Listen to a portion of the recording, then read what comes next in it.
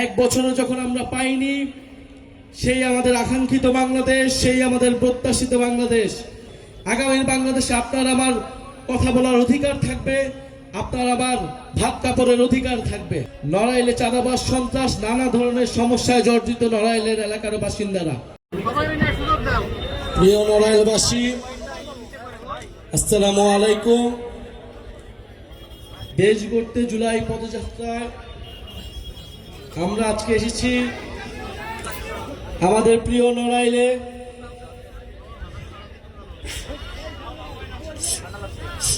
সেই চিত্রা নদীর পারে, সেই এসএম সুলতানের নড়াইলে আমরা এসেছি। আপনারা যারা মুরব্বীরা এখানে আছেন, আলেম সমাজ আছেন, নারীরা আছেন, আমাদের পূর্ববর্তী বক্তাদের কথা আপনারা শুনলেন। জাতীয় নাগরিক পার্টি এনসিপি গণ অভ্যুত্থানের মাধ্যমে রাজপথ থেকে গড়ে ওঠা তরুণদের নেতৃত্বে একটি দল। আপনারা সবই দেখেছেন, সবই জানেন। 2024 সাল, গত বছর যে জুলাই আগস্ট অভ্যুত্থানের মাধ্যমে এদেশের ছাত্র তরুণ জনতা রাজপথে নেমে এসেছিল নিজের জীবন দিয়ে। আপনাদের সন্তানেরা, আপনাদের ভাই, আপনাদের বোন, আপনাদেরই কারো বাবা রাস্তায় নেমে এসেছিল বাংলাদেশের মানুষের জন্য, দেশের স্বাধীনতা রক্ষা করার জন্য। এই নড়াইলেও 2 থেকে 3 জন শহীদ রয়েছেন।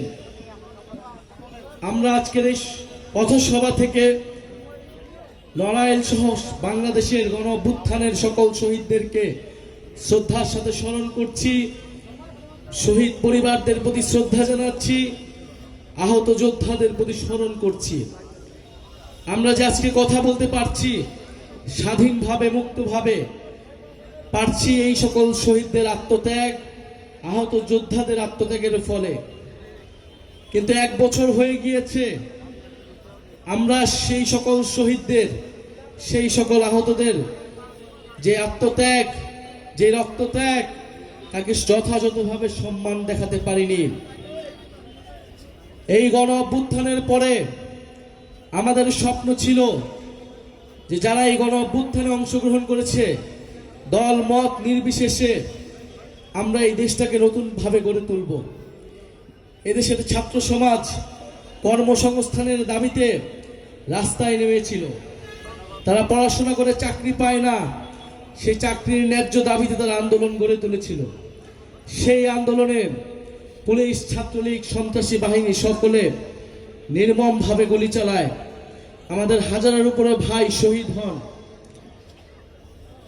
আমরা সেই সকল শহীদদের রক্তের উপরে দাঁড়িয়ে আজকে কথা বলছি। আপনারা যারা আজকে এখানে এসেছেন, শুনছেন, আমাদের সার্জিস আলম বলেছেন যে একটা নতুন দল করা আমাদের লক্ষ্য ছিল না। আমাদের লক্ষ্য ছিল এই দেশটাকে পুনর্গঠন করা, এই দেশটাকে ভালো মতো তৈরি করা।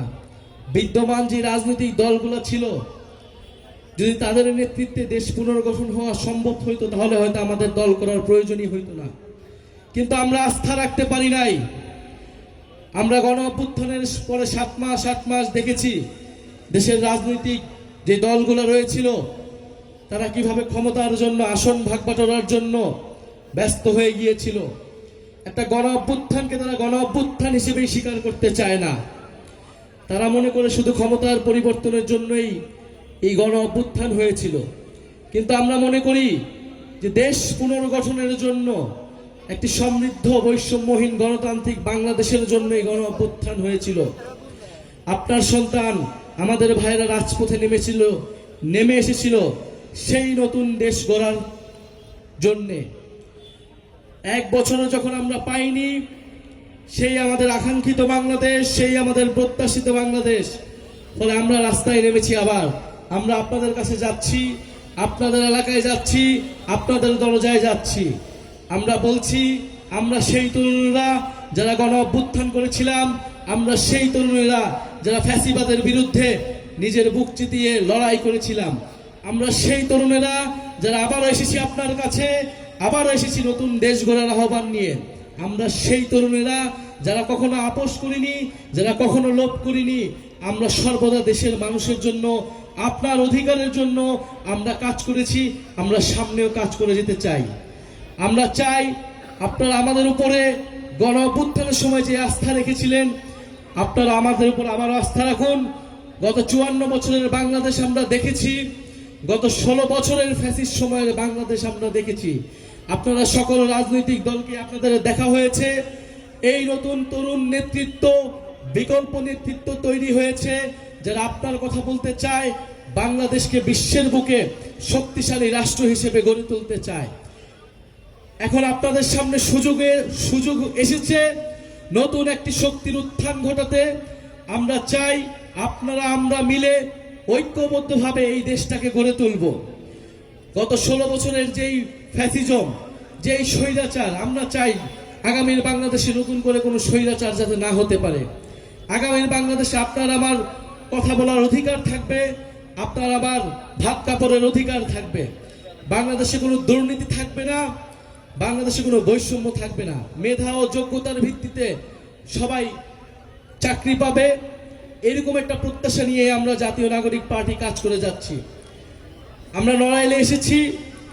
আমরা জানি নড়াইল অনেক ঐতিহ্যবাহী, অনেক দৃষ্টিনন্দন একটি এলাকা। নড়াইলের চিত্রা নদীর কথা আমরা শুনেছি। নড়াইলের কৃতি সন্তান এস.এম. সুলতানের চিত্রকর্মের কথা পুরো বাংলাদেশ নয়, পুরো পৃথিবীতেই বিখ্যাত। বীরশ্রেষ্ঠ নূর মোহাম্মদের এলাকা এই নড়াইল। এই নড়াইল শিল্প, সৌন্দর্য এবং বিদ্রোহ সবকিছুর মিশেলি আছে এই নড়াইলে।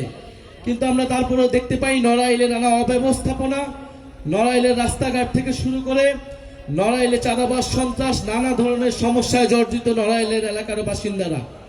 আমরা আপনাদের এলাকার সেই সমস্যা দূর করতে চাই।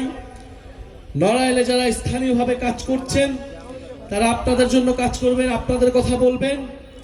ইনশাল্লাহ আপনারা যদি আস্থা রাখেন, আমরা আপনাদের জন্য, পুরো বাংলাদেশের সাধারণ মানুষের জন্য কাজ করব। আরেকটি কথা বলে শেষ করতে চাই। এই জুলাই গণ অভ্যুত্থানের পরে আমরা বলেছি যে গণহত্যার বিচার, দেশের মৌলিক সংস্কার এবং নতুন সংবিধান লাগবে। কিন্তু এখন পর্যন্ত আমরা সেই তিনটির কোনো একটিও সম্পূর্ণভাবে আদায় করতে পারিনি। এই সরকার এবং বিভিন্ন অন্যান্য রাজনৈতিক দল বিচার, সংস্কার এবং নতুন সংবিধানের থেকে নির্বাচন নিয়ে তাদের তড়িঘড়ি। কিন্তু আমরা স্পষ্টভাবেই বলেছি নির্বাচন আমরাও চাই, বিচার, সংস্কার এবং নতুন সংবিধানের মাধ্যমে নির্বাচনের দিকে যেতে হবে। ফলে আমরা এই বিচার, সংস্কার এবং নতুন সংবিধানের দাবিতে পুরো বাংলাদেশে যাচ্ছি। এর পাশাপাশি সংস্কারের যে জুলাই সনদ এবং অভ্যুত্থানের যে জুলাই ঘোষণাপত্র, আমরা তার কথাও বলছি। আগামী 3রা আগস্ট শহীদ মিনারে আমরা জড়ো হব। আমাদের যেই দাবি জুলাই ঘোষণাপত্র এবং জুলাই সনদের জন্য আপনাদের প্রতি আহ্বান থাকবে, আপনাদেরকে আমরা দাওয়াত দিয়ে যাচ্ছি। অবশ্যই আমাদের সেই জুলাই সনদ এবং ঘোষণাপত্র আদায় করতে হবে।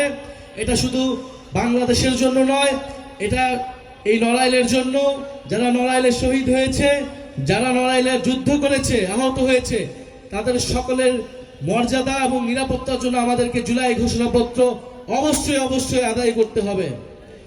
নড়াইলবাসী, আজকে আমরা বিদায় নিচ্ছি। ইনশাল্লাহ আপনাদের সাথে আবারও দেখা হবে।